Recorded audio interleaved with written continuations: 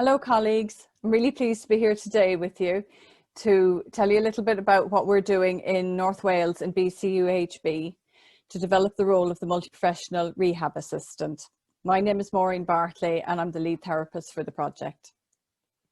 The multi-professional rehab assistant is a Band 4 role and they are skilled in several different therapies, in our case 4 different therapies.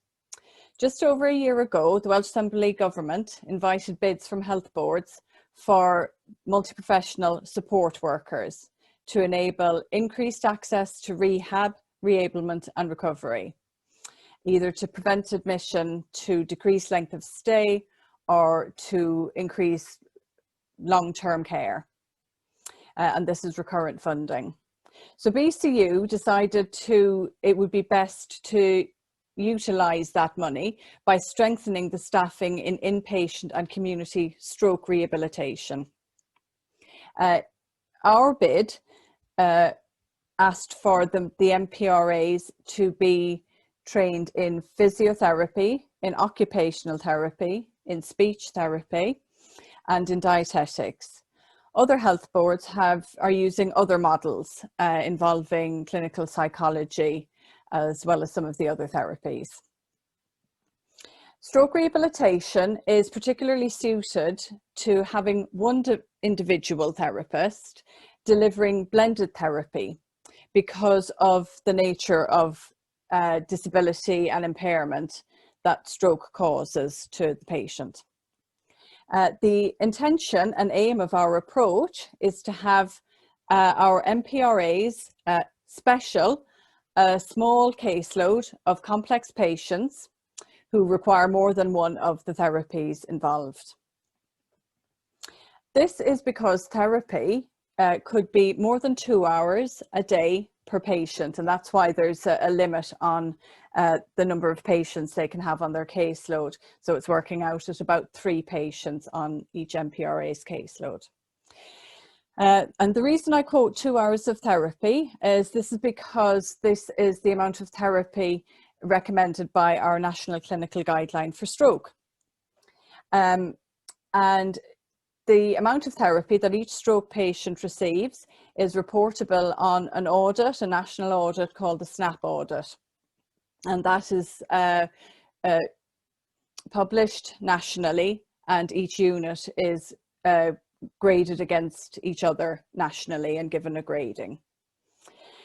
So one of the anticipated outcomes is, because we are boosting our stroke rehab staffing, that we will achieve better SNAP scores. But that is not the only aim of the project. The project is also to increase value of the rehabilitation service that we provide. Because what a session could look like with the MPRA is, for example, there could be some bedside impairment-based activities to prepare a patient for walking to the bathroom, for practicing their personal care, which may involve using their affected upper limb, their weaker upper limb, while all the time supporting their conversation methods, as well as monitoring what they've had for breakfast, how they have managed, what their intake is like. And that would be all delivered by the MPRA. So instead of breaking the patient down into little boxes, they are developing a functional intervention. It's a very holistic model of care, and that's what we find very exciting. We're conscious of the need for each of the MPRAs to be very well versed in all aspects of stroke because of the intensity of the relationship they may develop with the patients. The MPRA may be the person that the patient feels they can confide in and ask questions. So we are ensuring that their education on stroke in general is thorough, and we are also linking in with the clinical psychologists within the team as well. So the training that we are providing has got multiple aspects in training and development. In in line with adult learning principles. All of the MPRAs who were in post came with some experience of their own. So the first task was to scope out what their skills were, and then to develop training plans based on what they needed to work on from there. So the sort of methods that we've been using to upskill them has included shadowing with the relevant therapies. We have used a lot of online competencies that are available, and working through them either with the MPRAs or they go away and do it by themselves as a form of homework, because that's important that they take ownership as well. We have done some didactic style delivered presentations via Skype. Skype has been a real godsend because our services are based across North Wales, in Wrexham, in Central, and in the Gwynedd and Bangor area. So because we've been able to use Skype, we've been able to deliver the presentations every fortnight without involving lots and lots of travel. The students have delivered presentations themselves to compound their own knowledge and to base what they have learned on what they are seeing with their patients, and also presenting reflections of their clinical practice. This came on the back partly of the fact that we issued them with a Honey and Mumford Learning Styles questionnaire at the outset, and most of them actually responded back that they had quite reflective learning styles, so we wanted to make the most of that. Locally, on the shop floor, they fill out physical competencies as well with their own supervising therapists.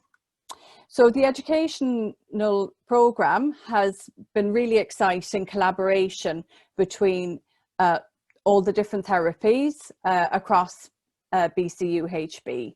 So it's been combining different units and different therapists, all with the common goal, and that's been a really positive aspect of it. We have tried various methods on the ward of how to really embed the knowledge in practice, and what seems to have been working well is immersion, and by that I mean that the therapists take on their own caseload from the get-go, but initially with extremely close supervision, and learn on a problem-based learning method, learning each skill according to what they're seeing with the patient or what they're being guided is the impairment and the disability with the patient.